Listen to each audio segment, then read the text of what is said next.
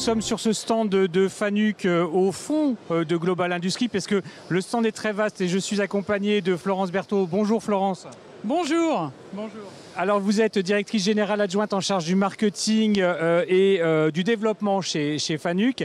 Et effectivement sur ce stand il est grand parce qu'il y a beaucoup de choses à démontrer, à commencer par cette gamme de robots dont certaines sont des nouveautés en première européenne je crois. Oui, absolument. Alors effectivement, quand on arrive sur le stand, on a une vue imprenable sur la gamme de robots collaboratifs CRX. Et en avant-première européenne, venant directement du Japon, on présente les tout nouveaux CRX 5, le 20 et le 25. Alors qu'ont-ils de particulier hein, le 5 qu'on ne voit pas derrière, mais le 20 est à mes côtés et le 25 est juste derrière. Qu'ont-ils de particulier exactement ?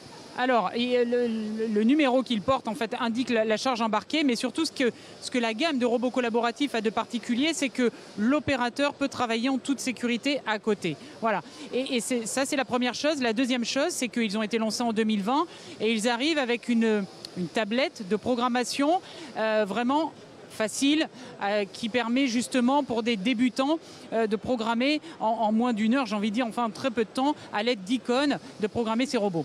Autre particularité que l'on voit justement ici, c'est ces fameux plugins. Ça sert à quoi ?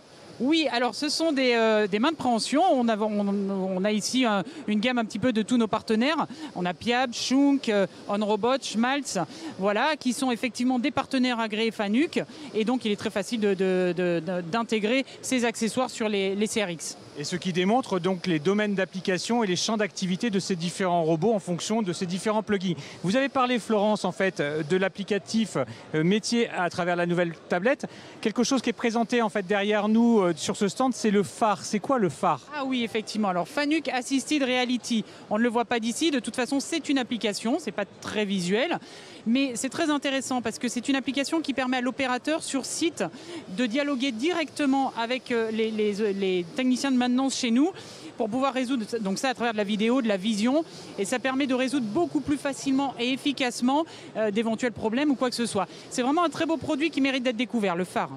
Alors, et il y a une dernière nouveauté parmi d'autres, hein, parce qu'il y a des choses qui sont derrière ce stand que l'on ne verra pas aujourd'hui, mais il y en a une que l'on découvre juste derrière nous, c'est le M1000, 1000 pour 1000 kg je suppose ?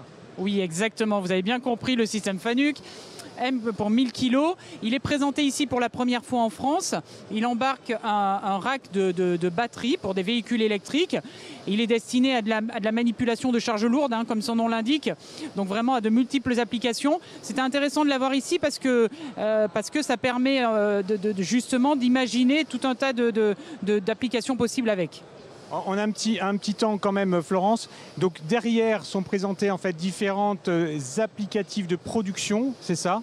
Alors complètement. Alors derrière, malheureusement qu'on ne peut pas voir, mais nous avons l'autre partie des produits Fanuc qui sont les machines et les commandes numériques surtout.